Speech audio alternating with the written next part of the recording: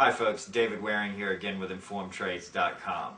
In our last lesson we looked at moving averages and how traders use these in their trading.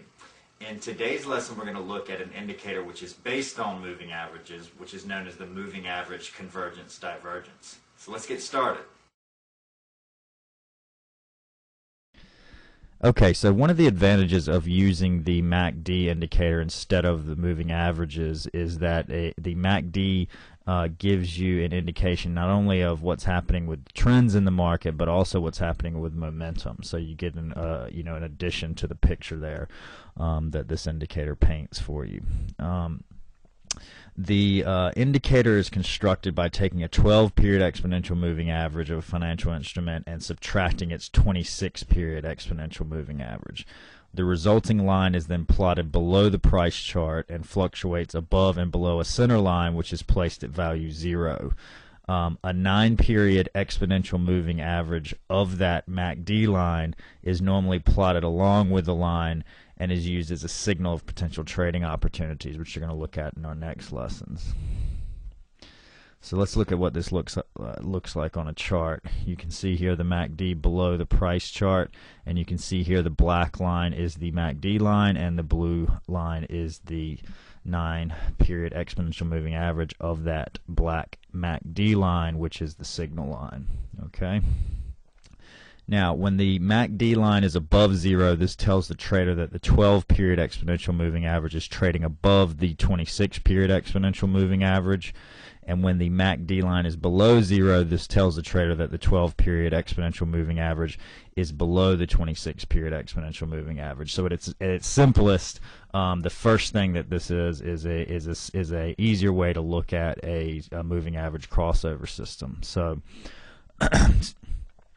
traders are going to watch the MACD line, and when it's above 0 and rising, they're going to look at this as a sign of positive bullish momentum in the market, as the positive gap between the exponential moving averages is widening.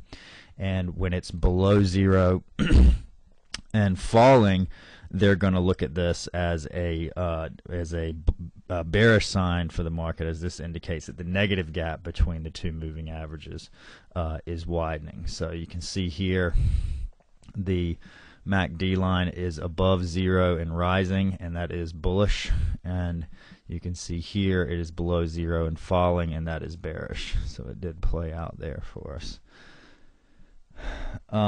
Now, the purpose of the 9-period exponential moving average is to further confirm the bullish changes in momentum when the MACD crosses above the 0 line, and the bearish changes in momentum when the MACD crosses below the 0 line. So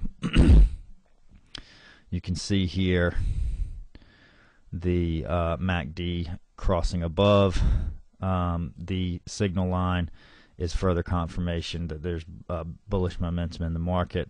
You can see here it crossing below, and it actually crosses below at the top peak of the market there, and that was a bearish sign, and that was a very good signal that this particular indicator caught to the bearish side, okay, because the market did sell off after that. Lastly, many traders and charting packages will plot a histogram along with the MACD, which is representative of the distance between the MACD and its signal line. When the MACD histogram is above the 0 line, this is an indication that positive momentum is increasing. Conversely, when the MACD histogram is below the 0 line, this is an indication that the negative momentum is increasing. Okay, so